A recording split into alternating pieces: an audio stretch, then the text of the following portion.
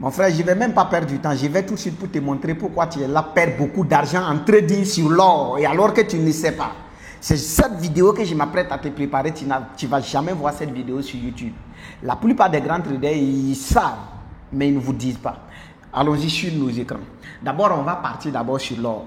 Vous savez, l'or, c'est la matière première qui est plus spéculée. Beaucoup de personnes, quelqu'un qui vient coter un robot, quelqu'un qui vient faire ceci, les traders, même si vous tapez tout de suite live trading, les gens sont concentrés sur l'or.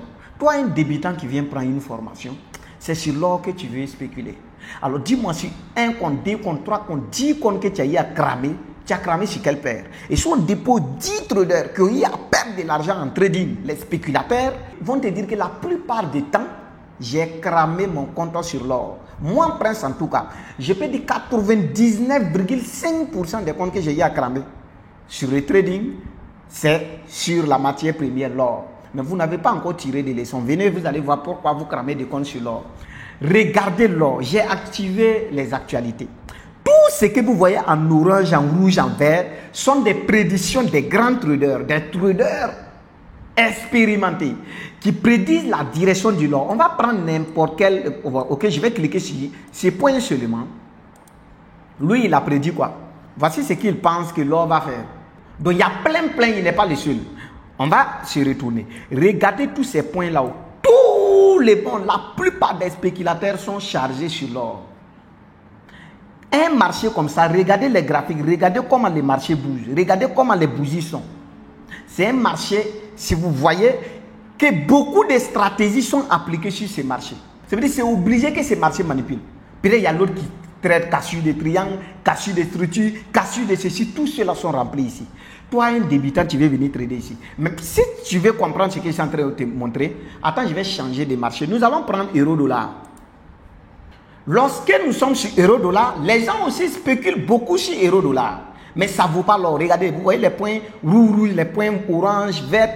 C'est beaucoup, mais ça ne vaut pas pour l'or. Pour l'or, c'est plus grave. On va prendre JBP-USD.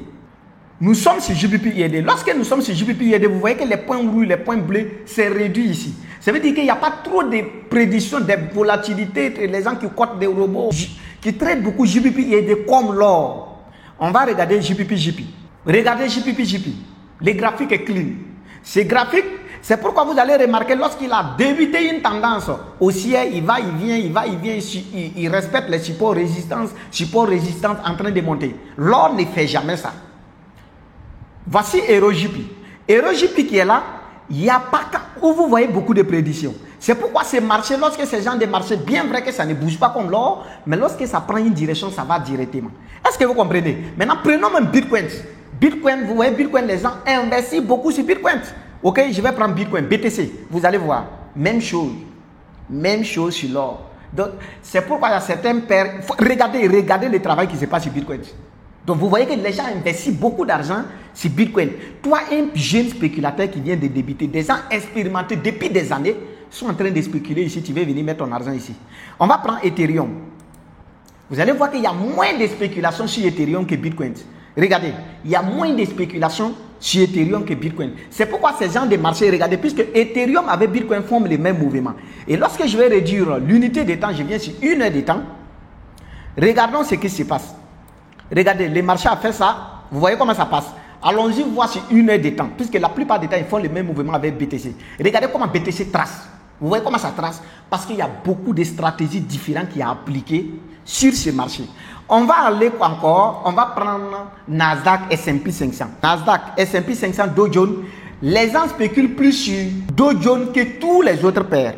Prenons Nasdaq et prenons Dow Jones US 30. Vous voyez les points sur US 30.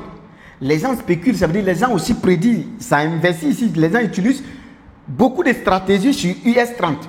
US 30, Nasdaq, S&P 500 font les mêmes mouvements. Maintenant, nous allons venir sur une unité de temps de 1 heure.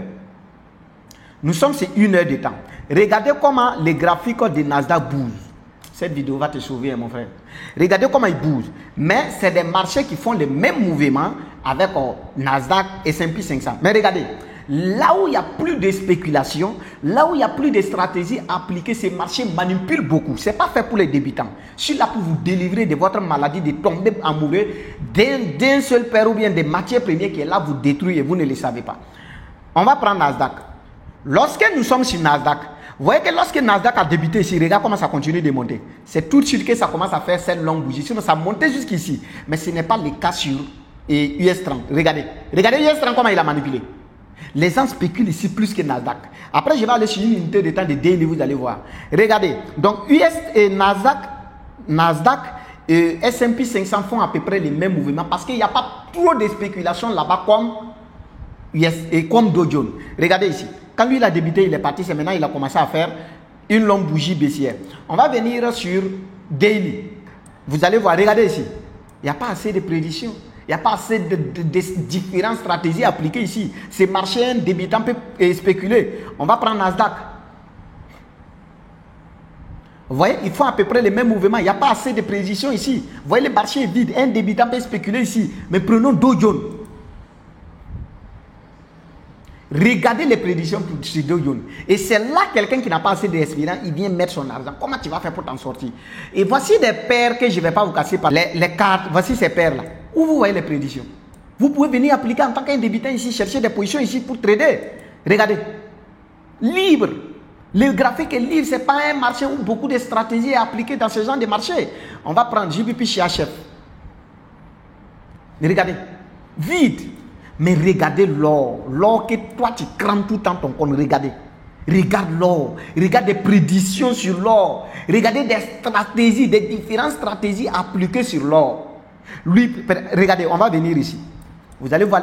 Puisque l'autre il dit ça va descendre, l'autre il dit ça va monter. Beaucoup de stratégies différentes qui diverses sont appliquées sur la même paire de devises ou la matière première. Ça ne peut pas ne pas manipuler. Regardez. On voit lui là. Lui là, il a dit quoi? On va voir. Il a dit que l'or va venir prendre cette zone. Et je crois que l'or n'est pas encore atteint la zone là où il a tracé. On va sortir. On va prendre lui qui est un peu en bas. Lui, il a dit quoi? Lui, il a tracé un trait là. Vous voyez que les stratégies sont différentes, n'est-ce pas? Et il a tracé le plus haut. Alors que l'autre, c'est pas la même chose qu'il a fait. Ok? Et regardez là où est le marché actuellement. Le marché est ici. L'autre, il a prédit ici. L'autre, il a dit c'est train là qu'on doit prendre en compte. On va venir ici. Chercher quelqu'un qui a pris au rouge. Lui, il avait dit quoi? Lui, il disait que l'or, à partir d'ici, l'or va toucher jusqu'ici. Il va venir jusqu'ici. On va voir, regardez. Est-ce que l'or est venu?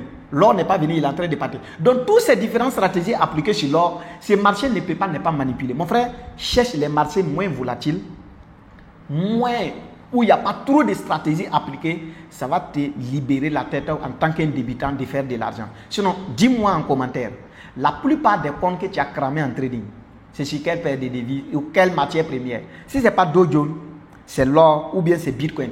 C'est trois marchés que j'ai cités. Dow Jones, l'or et Bitcoin. N'oubliez pas, le 15 octobre, nous avons notre conférence qui aura lieu ici en présentiel ainsi qu'en ligne. Donc, commencez dès maintenant à réserver votre place. J'ai dit, pour ceux qui n'ont jamais pris ma formation, ceux qui n'ont même pas participé à ma conférence, c'est 30 000 en présentiel. Ça veut dire venir au bureau pour apprendre les crypto-monnaies, les trading, ainsi que comment créer un business rentable en ligne. Ceux qui veulent assister en ligne, vous payez 20 000. Ça, je parle de ceux qui n'ont jamais pris ma formation de toute leur vie. Maintenant, ceux qui ont eu à participer à ma conférence du passé, ou bien quelqu'un a même une de mes formations, tu payes 20 000 en présentiel et 15 000 en ligne. Commencez dès maintenant à réserver votre place. On va se donner main dans la main pour marcher vers le sommet. Ici, c'était Prince 7. Rendez-vous au sommet en ensemble.